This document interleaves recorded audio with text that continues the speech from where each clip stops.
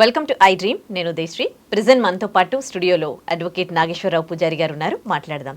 Hello sir. Hello అండి. మనకి social మీడియాలో కొన్ని వీడియోస్, మెసేజెస్ వస్తూ ఉంటాయి.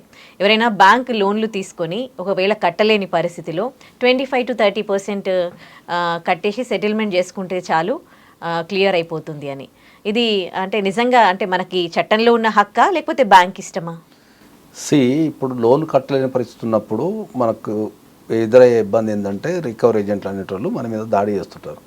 ఓకే, అప్పుడు మన దగ్గర ఉన్నది ఏముంటుంది? లోన్ కట్టకపోవడం లేదా సెటిల్మెంట్ చేసుకోవడం. అంటే మన దగ్గర కొద్దిగా డబ్బు ఉంటే సెటిల్మెంట్ చేసుకోవడం. ఓకే, ఇప్పుడు రికవరీ ఏజెంట్లు మన మీద దాడి చేయకుండా మనం కోర్టుకి వెళ్ళి ఇంజక్షన్ అంటే తెచ్చేసుకుంటాం. మన ఇంటికి రాకుండా మనని ఇబ్బంది పెట్టకుండా కోర్టుకి వెళ్ళి ఇంజక్షన్ అంటే తెచ్చుకుంటాం. రెండోది ఏముంటుంది, మనకు ఒకవేళ మన దగ్గర లోన్ కట్టాల్సినంత పైసలు లేవు, కొన్ని ఉన్నాయి అనుకుందాం. రెండోది సెటిల్మెంట్కి వెళ్ళటం. సో ఈ సెటిల్మెంట్ అనే ప్రాసెస్, ఇది 25 to 30% సెటిల్మెంట్ అనే ప్రాసెస్ ఖచ్చితంగా అట్లేమి ఉండదు. సెటిల్మెంట్ ఇవ్వకపోవటం అనేది బ్యాంకుని ఇష్టం జనరల్గా. ఒక ఇవ్వచ్చు, ఇవ్వకపోవచ్చు. రెండోది లోన్ టైప్ని బట్టి కూడా ఉంటుంది. అంటే దాని డ్యూరేషన్ ఎంత అయింది. ఇప్పుడు ఒక క్రెడిట్ కార్డు మనం ఒక 10 సంవత్సరాల నుంచి వాడుతున్నాం. ఓకే, లేదు అంటే లేటెస్ట్గా క్రెడిట్ కార్డు తీసుకున్నాం. అప్పుడు వాళ్ళ అకౌంట్ని బట్టి ఎంత రీపేమెంట్ జరిగినాయి.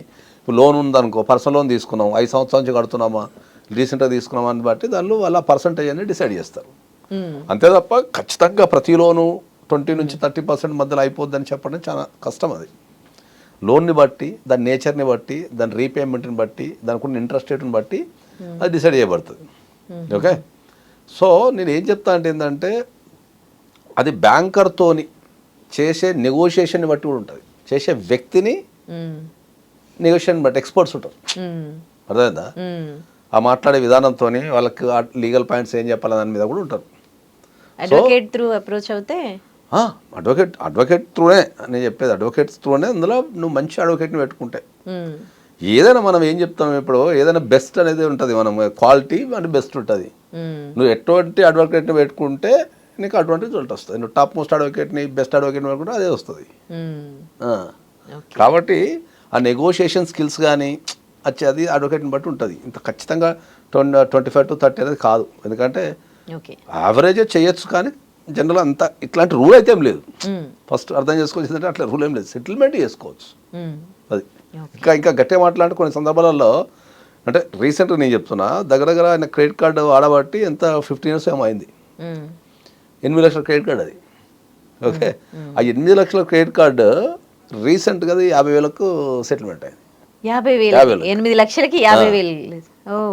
అట్లా అంటే నెగోషియేషన్ ప్లస్ అది లాంగ్ టర్మ్ కదా. 15 years నుంచి credit card వాడుతున్నాడు.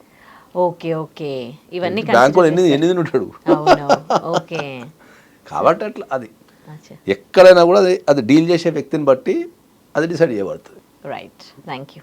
And for more videos, please subscribe to iDream. Please subscribe to iDream. Please subscribe iDream. And please subscribe to iDream. For more videos, subscribe to iDream. please like, share and subscribe to the channel. Congratulations, iDream. Subscribe to iDream. Subscribe to iDream. So subscribe to iDream Media.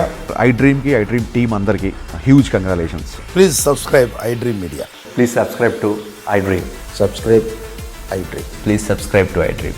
iDream అంటే నా కళల channel subscribe చేసుకున్న నోరు తిరుగుతలేదు. మీరైతే గంట గుర్తు కొట్టండి. For more such videos, please subscribe to iDream.